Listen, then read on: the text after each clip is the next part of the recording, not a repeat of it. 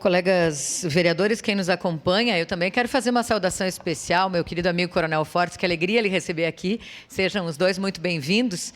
Sempre esteve conosco nessa casa, né, com muitas parcerias, então, muito bom lhe ver no lugar que o senhor efetivamente merece. Parabéns, parabéns.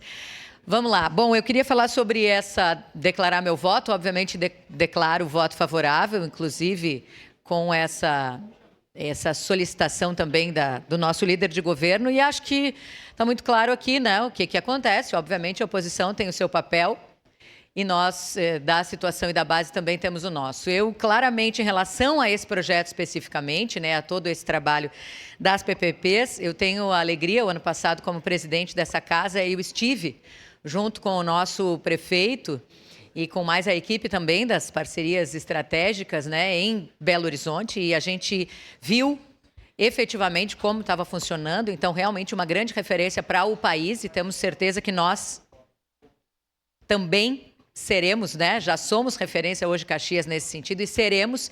Então, parabenizar. Eu acho que acima de tudo a gente precisa valorizar o que é o mais importante disso tudo, né, que a gente não crie. E não tem nenhum problema, o pedido de informações é uma prerrogativa da questão aqui dos vereadores, nossa também, de votar favorável ou não, e nesse caso, obviamente, a gente vota favorável pela questão da transparência, mas deixar muito claro que, em primeiro lugar, a gente precisa pensar e valorizar o que está sendo feito.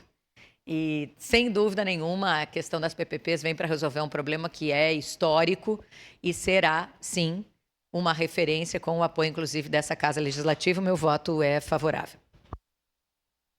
Obrigado, vereadora. Com a palavra em declaração de voto,